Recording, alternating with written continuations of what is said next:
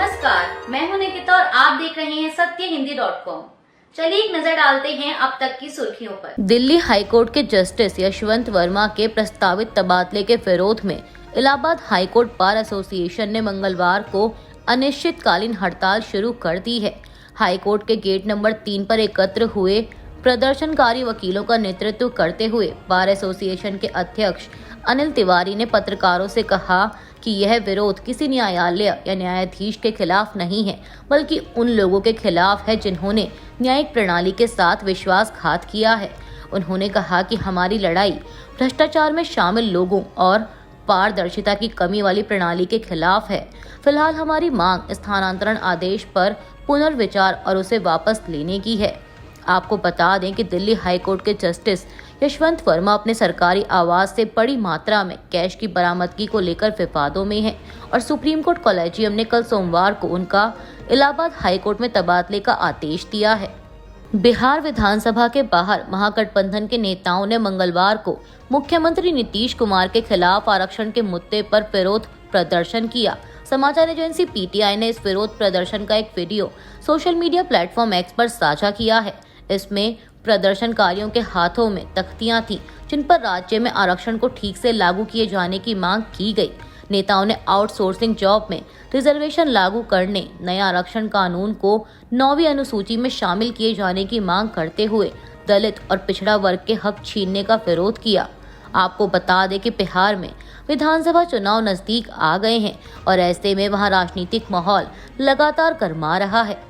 दिल्ली की मुख्यमंत्री रेखा गुप्ता 27 साल बाद दिल्ली में भाजपा सरकार का पहला बजट पेश कर रही हैं। बजट की शुरुआत में रेखा गुप्ता ने कहा कि जिस तरह भगवान राम 14 साल के वनवास के बाद अयोध्या लौटे थे, उसी तरह हम 27 साल बाद लौटे हैं। इस अवसर पर हमने भगवान राम को खीर का भोग लगाया, जो दिल्ली के विकास की मिठास का प्रतीक है। उन्होंने आगे कहा कि पिछली सरकार विकास के हर पहलू में विफल रही। यमुना गंदी थी, सड़कें क्षतिग्रस्त थीं, वायु प्रदूषण बहुत अधिक था। दिल्ली जल बोर्ड टीटीसी घाटे में थे। गंदा पानी और ओवरफ्लो सीवर दिल्ली की पहचान बन गए थे। इसके बाद बजट की शुरुआत करते हुए सीएम रेखा गुप्ता ने सदन को बताया कि इस साल का बजट 1 लाख करोड़ रुपए का अनुमानित बजट है। दिल्ली की मुख्यमंत्री रेखा गुप्ता ने मंगलवार को दिल्ली विधानसभा में दिल्ली का बजट पेश करते हुए बताया कि दिल्ली के लिए 1 लाख करोड़ रुपए का बजट प्रस्तावित किया गया है। समाचार एजेंसी पीटीआई के मुताबिक दिल्ली एनसीआर में कनेक्टिविटी को और बेहतर बनाने के लिए वित्त वर्ष 2025-26 के लिए 1000 करोड़ रुपए आवंटित किए गए हैं। उन्होंने कहा कि हमें दिल्ली जिस हालत में मिली वहां कोई इंफ्रास्ट्रक्चर नहीं था। हमारा लक्ष्य दिल्ली में इंफ्रास्ट्रक्चर स्थापित करना है। अब दिल्ली की चर्चा केवल यहाँ के ट्रैफिक को लेकर नहीं होगी। मुख्यमंत्री ने पिछली आम आदमी पार्टी सरकार पर निशाना साधते हुए आगे कहा कि पिछली सरकार ने सरकारी प्रोजेक्ट से अधिक खर्च राष्ट्रीय विज्ञापनों पर किया था। उन्होंने बताया कि वित्त वर्ष 2025-26 के तहत नई दिल्ली में महिला सुरक्षा के लिए 50,000 सीसीटीवी कैमरा लगाए जाएंगे। स्लम क्लस्टर्स को विकसित करने के लिए दिल्ली सरकार ने 696 करोड़ रुपए आवंटित किए हैं। इसके अलावा यमुना की सफाई के लिए 500 करोड़ रुपए का आवंटन किया गया है। कर्नाटक के उप मुख्यमंत्री डीके शिव कुमार के मुस्लिम आरक्षण के मुद्दे पर दिए गए कथित बयान को लेकर पूर्णिया से निर्दलीय सांसद पप्पू यादव ने कहा कि बीजेपी वाले बयान को तोड़ मरोड़ कर पेश करते हैं। तेलंगाना में ओबीसी को 43% आरक्षण दिया गया है, कर्नाटक में भी देंगे। 10% आरक्षण ऊंची जात को भी दिया गया है। जो जरूरत है वो दिया गया है। क्या गरीब मुसलमान को आरक्षण देने का प्रावधान नहीं होना चाहिए? पप्पू यादव ने कहा कि उन्हें यानी बीजेपी को हर चीज का राजनीतिकरण करना है तो वो करते रहें, उनसे हमें लेना देना नहीं है। संविधान सबको अधिकार देता है।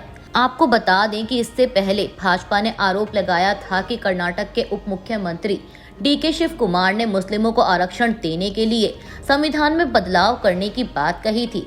वहीं शिव कुमार ने भाजपा के आरोपों को खारिज करते हुए कहा कि मैं इस मामले में मुकदमा लड़ूंगा। वो लोग मेरे बयान को गलत ढंग से पेश कर रहे हैं। जंग रोकने को लेकर अमेरिका और रूस के अधिकारियों के बीच हो रही वार्ता के दौरान रूस ने यूक्रेन पर कई मिसाइलें दागी हैं, जिनमें दर्जनों लोग घायल हुए। मीडिया रिपोर्ट्स के मुताबिक यह हमला सोमवार को किया गया था। इसके कारण सूमी शहर में दर्जनों लोग घायल हो गए। इस मामले में यूक्रेन के विदेश मंत्री एनरी सिहिबा ने कहा कि रूस को शांति को लेकर किए जाने वाले खोखले दावों की बजाय पहले इन हमलों को रोकना चाहिए। बता दें कि अमेरिका और रूस के बीच सोमवार को सऊदी अरब की राजधानी रियाद में ताज़ा दौर की वार्ता हुई। इसका मकसद रूस और यूक्रेन जंग को रोकना है। रूस और अमेरिका के बीच 12 घंटों से बातचीत जारी है। रूसी समाचार एजेंसी के मुताबिक मंगलवार को एक साझा बयान जारी किया जाएगा। वहीं इस बीच व्हाइट हाउस के एक सूत्र ने सोमवार को रॉयटर्स समाचार एजेंसी से कहा था कि रियाद में जारी वार्ता बहुत अच्छी हो रही है। उम्मीद है कि निकट भविष्य में एक सकारात्मक घोषणा हो सकती है। महाराष्ट्र के उप मुख्यमंत्री एकनाथ शिंदे ने कुणाल कामरा विवाद पर प्रतिक्रिया दी है। उन्होंने कहा कि अभिव्यक्ति की स्वतंत्रता है, हम व्यंग्य समझते हैं, लेकिन एक सीमा होनी चाहिए। यह किसी के खिलाफ बोलने की सुपारी लेने जैसा है।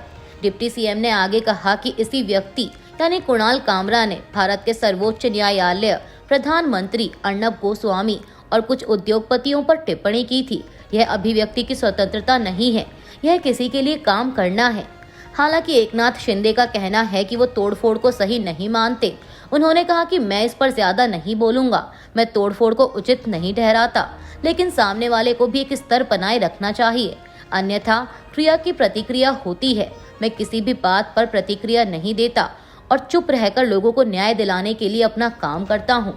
आपको बता दें कि कुणाल ने एक स्टैंड अप शो में महाराष्ट्र के उप मुख्यमंत्री एकनाथ शिंदे को कथित रूप से गद्दार कहा है, जिसके बाद शिवसेना एकनाथ शिंदे गुट ने रविवार को स्टैंड अप कॉमेडियन को गिरफ्तार करने की मांग की और जिस स्टूडियो में उनका वीडियो शूट हुआ था उस पर पीएमसी की कार्रवाई हुई है। Stand up comedian Kunal Kamra की मुश्किलें कम होती नहीं दिख रही। इस मामले में अब कुणाल को पुलिस ने समन भेजा है। पहले एमआईटीसी पुलिस ने कुणाल के खिलाफ मिली शिकायत के आधार पर एफआईआर दर्ज की थी, जिसे आगे जांच के लिए खार पुलिस को ट्रांसफर किया गया था। वहीं अब कुणाल कामरा को खार पुलिस ने उनके घर पर समन भेजा है। कुणाल फिलहाल मुंबई में नहीं है, इसीलिए समन कुणाल के पिता को हैंडओवर किया गया। इसके अलावा कुणाल को पुलिस ने व्हाट्सएप के जरिए भी समन भेजा है और पूछताछ के लिए जांच अधिकारी के सामने पेश होने के लिए कहा है।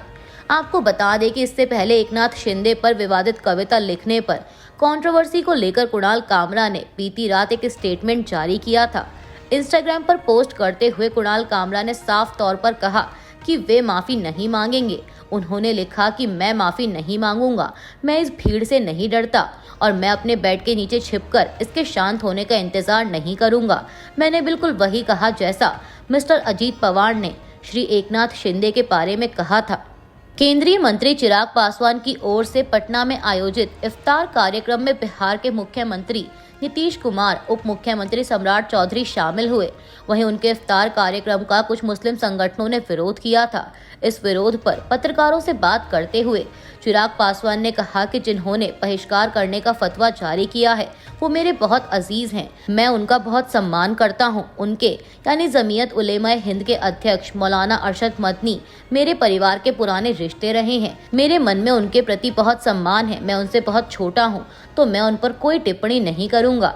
केंद्रीय मंत्री ने आगे कहा कि मेरी भी एक शिकायत है, मुझसे आप नाराजगी जाहिर कर रहे हैं, जिसके पिता ने अपनी पूरी पार्टी समाप्त कर दी, इस बात की घोषणा करते हुए कि बिहार में एक मुसलमान मुख्यमंत्री होना चाहिए। लेकिन आप उन लोगों का संरक्षण कर रहे हैं जिन लोगों ने मुसलमानों को सिर्फ अपना वोट बैंक बनाने के अलावा कुछ नहीं किया। आपको बता दें कि इससे पहले बिहार में एक प्रमुख मुस्लिम संगठन ने भी बिहार के मुख्यमंत्री नीतीश कुमार की ओर से आयोजित की जाने वाली इफ्तार पार्टी का विरोध किया था। समाजवादी पार्टी सांसद रामजीलाल सुमन ने राज्यसभा में राणा सांगा पर दिए गए अपने बयान पर अब सफाई दी है। समाचार एजेंसी एनआई से बात करते हुए उन्होंने कहा कि शुक्रवार को संसद में गृह मंत्रालय के कामकाज के दौरान मैंने कहा था कि हिंदुस्तान में बाबर को राणा सांगा ने इब्राहिम लोदी को हराने के लिए आमंत्रित किया था। मेरा मकसद किसी धार्मिक भावना को ठेस पहुंचाना नहीं था। उनका कहना है कि किसी दूसरे धर्म या जाति के अनुयायियों की भावनाओं से खिलवाड़ करने का उन्हें कोई अधिकार नहीं है। सपा सांसद ने कहा कि मेरा बयान किसी जाति, वर्ग या धर्म के खिलाफ नहीं था। इस देश की मिट्टी के लिए जिन लोगों ने बलिदान किया है, मैं उन सबको सलाम करता हूं। मेरा मकसद किसी की भावनाओं को ठेस पहुंचाने का नहीं था। आपको बता दें कि शुक्रवार को समाजवादी पार्टी के राज्यसभा सांसद ने कहा था कि मैं जानना चाहूंगा कि बाबर को आखिर लाया कौन था। इब्राहिम लोदी को हराने के लिए बाबर को राणा सांगा लेकर आया था। उनके इसी बयान को लेकर भाजपा ने आपत्ति जताई और लगातार माफी की मांग उठा रही है। भारत ने संयुक्त राष्ट्र में शांति स्थापना सुधारों पर बहस के दौरान जम्मू और कश्मीर को लेकर पाकिस्तान के बार बार दिए गए बयानों को सख्ती से खारिज कर दिया। भारत ने इन्हें अनुचित बताते हुए स्पष्ट किया कि जम्मू और कश्मीर भारत का अभिन्न अंग था, है और हमेशा रहेगा। संयुक्त राष्ट्र सुरक्षा परिषद में बोलते हुए भारत के स्थायी प्रतिनिधि राजदूत पार्थानेनी हरीश ने पाकिस्तान की आलोचना करते हुए कहा कि वह शांति स्थापना पर मुख्य चर्चाओं से ध्यान भटकाने का प्रयास कर रहा है। उन्होंने कहा कि भारत यह स्पष्ट करना आवश्यक समझता है कि पाकिस्तान के प्रतिनिधि ने एक बार फिर भारतीय केंद्र शासित प्रदेश जम्मू और कश्मीर पर अनुचित टिप्पणी की है। ऐसे बार बार किए गए दावे न तो उनके अवैध दावों को मान्यता देते हैं और न ही उनके राज्य प्रायोजित सीमा पार आतंकवाद को सही ठहराते हैं। हरीश ने यह भी स्पष्ट रूप से कहा कि पाकिस्तान जम्मू कश्मीर के एक हिस्से पर अवैध रूप से कब्जा किए हुए है और उसे तुरंत खाली करना चाहिए। महाराष्ट्र के मुख्यमंत्री देवेंद्र फडणवीस ने सोमवार को राज्य में शिवसेना के साथ गठबंधन को लेकर बात की। उन्होंने बताया कि राज्य में शिवसेना के 2 गुटों में टूट पड़ने से पहले महाराष्ट्र विधानसभा चुनाव को लेकर बीजेपी और शिवसेना का गठबंधन क्यों नहीं हो पाया था। मुख्यमंत्री फडणवीस ने कहा कि जब गठबंधन की बातें शुरू हुई थी तब शिवसेना ने अपने दिमाग में तय कर लिया था कि वे 151 सीटों पर ही चुनाव लड़ेंगे। हालांकि हमारा प्रस्ताव था कि हम 127 सीटों पर चुनाव लड़ेंगे और शिवसेना 147 सीटों पर चुनाव लड़ेगी और बाकी बची सीटें हम हमारे सहयोगियों को देना चाहते थे। यही वजह थी कि गठबंधन की बात आगे नहीं बढ़ पाई, जबकि हमने उनको बताया था कि हम 127 सीटों पर लड़ेंगे और आप 147 सीटों पर। मुख्यमंत्री आपका होगा और हमारा उप मुख्यमंत्री होगा, मगर वो लोग किसी समझौते के लिए तैयार नहीं थे। इसके बाद भाई साहब ओम प्रकाश माथुर ने दृढ़ता से कहा था कि हम लड़ेंगे और जीतेंगे। ऐसा हुआ भी और शायद विधि का विधान यह भी था कि मुझे मुख्यमंत्री बनना था। अभी के लिए बस इतना ही। बाकी की खबरों के लिए बने रहिए सत्यहिंदी.com के साथ।